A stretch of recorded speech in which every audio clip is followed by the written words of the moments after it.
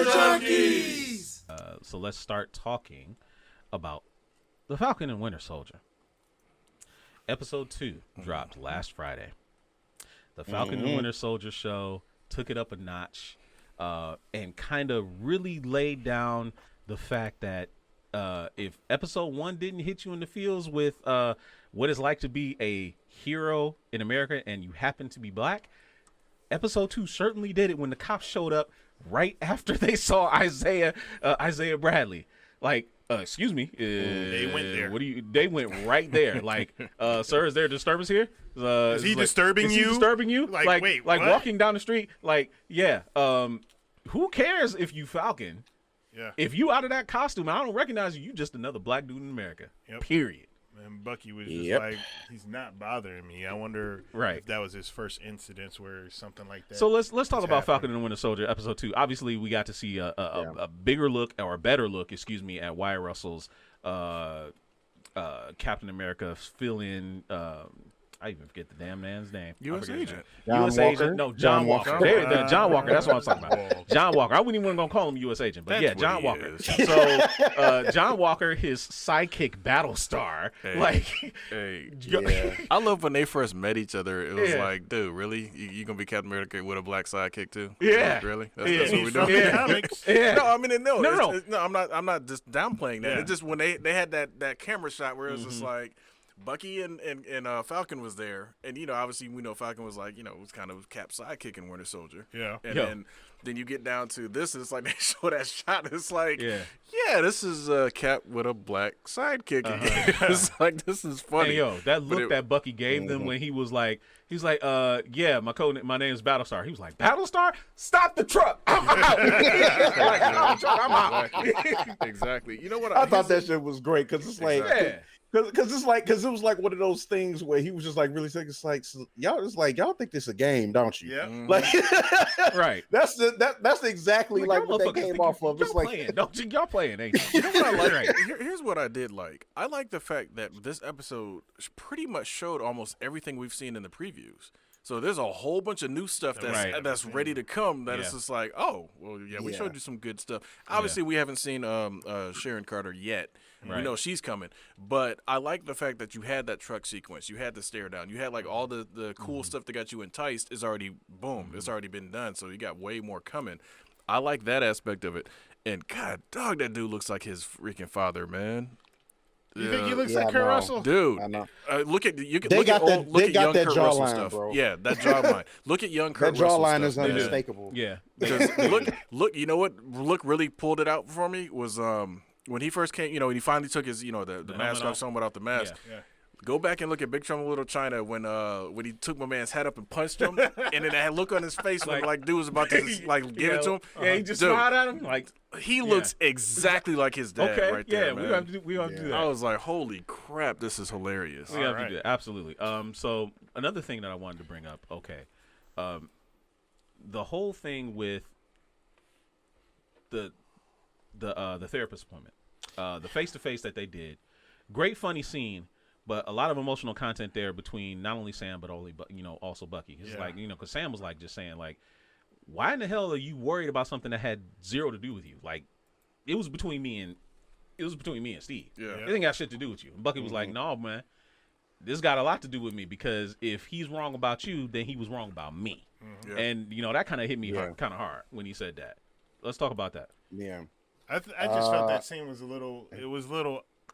It just seemed weird to me because I get that we've already got the character development between those two people in the movies, but like, I don't know why I just felt rushed for whatever strange reason. In the movies? No, in that episode. Oh, okay. Like because realize we've watched this, and there's going to be people out there that may vaguely watch. It's not going to be too many of them, so it's probably not a big issue. But it just seemed like, we want you in there too. Like, wait a minute, hold on, we haven't really seen any interaction between those two for a while, it seems now. And just now, this is the interaction we're getting. As soon as that in is like that. And it was just kind of weird for me that also when Bucky just showed up and just went on a mission with him. I'm just like, huh? Yeah. Nobody the show is definitely on the fast track. Nobody. The show is definitely on the fast track. Like that's only got that's 6 for episodes, certain. right? So something like that. Yeah. There's only 4 left.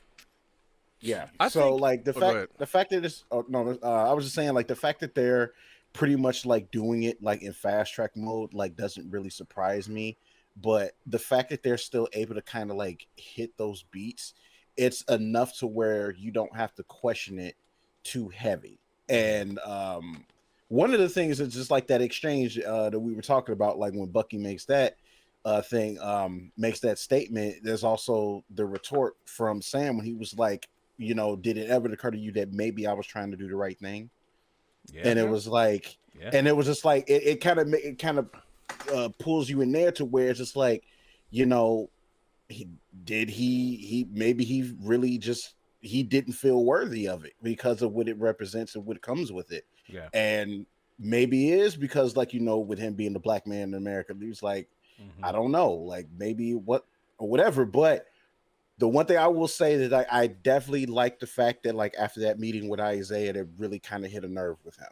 Oh man. So definitely. I am proud of how they portrayed the attitude on Patriot there. He's like, already he's already like shout out to like I great, saw the face. Shout out to the great and legendary Carl Lumley for that role. Like I did for not sure. expect that. He did a great job. I did not expect even him to in be just there. one scene. It was powerful. Hand of Omega said they left just in time. Left the therapist just in time for Frank Castle's 3 o'clock. Yeah. Going back to what Dido what Dido was saying about the Falcon and Bucky's relationship, I think the reason you're getting it a little bit more in waves or a little bit faster in this sense is because if you look back, anytime they've interacted, it's either been an action sequence where it's like, look, we got to put our differences aside, go to work, or it's been Bucky's been trying to kill him because remember, Winter Soldier, he was already trying to kill everybody in that car. He was anytime they've been together, it's been either conflict or it's been like they got to fight and do something. So this is the first time we've ever had them just regular day. You got to hash out these differences or whatever. So I think that's why you're getting more development. They're trying to do a little bit faster because it's like, well, like you said, it's only 6 episodes, and on top of that, this is the most time they've ever had where they just haven't been in conflict or doing stuff. So one thing I want to ask, because we're getting ready to wrap up the topic. So one thing I want to ask: do you think we're going to see more of Isaiah Bradley, or you think that's going to be it? I really hope so. What I would like for them to do is if they don't at least address it here, perhaps that's something they could address like once they are trying to try to kick off a Young Avengers thing, because that could be like something they go into with Eli's backstory when he might try to get recruited, because there's still like a story revolving around like this serum that's temporarily giving people powers, which of course usually with any variation of the super soldier serum it's going to be some kind of craziness going on to where like it might get, but then again they don't really have to do that because obviously it's genetically passed down to Eli, so you probably won't have to worry about that. But I kind of hope they do. Like, I mean, even if they decide to do like a Disney Plus version and confirm red, white, and black, I'd be there for it. I honestly would be there for it to see like prime Isaiah like during that stuff and like dealing with the shit he was dealing with. Yeah, dude, I'm off. Yeah, I would definitely be down. Yeah, that would be pretty dope as a flashback. I have to admit. Well, so we only got 4 episodes left. Man, that's like already you feel like it's gonna be over too soon. That's what I already feel like. It's like, dude, it's like we already had 2 episodes. Is it already like prior knowledge that they're not going to show up in any of the other shows in anything that's going to happen from now until the end of? As far as like Bucky and Winter Soldier? Yeah. Right now, no. We could be surprised. Nobody expected Rhodey to show up in the first episode, and he did. So that's true. Could be surprised. You never know. That's one thing that the MCU does definitely keep you on your toes. So, hey, we hope you enjoyed that clip. Make sure you check out our live content on Twitch. It's twitch.tv/culturejunkies. We also have a lot of content available on YouTube, unboxings as well as Blu-ray reviews. And you can support us on Patreon, patreon.com/culturejunkies. And on top of all of that, if you go to culturejunkies.net, you can check out our merch store. The link is culturejunkies.net/merch. There's a lot of great merchandise there. So there's links and logos and stuff all around me. So check those out, and we will see you next time.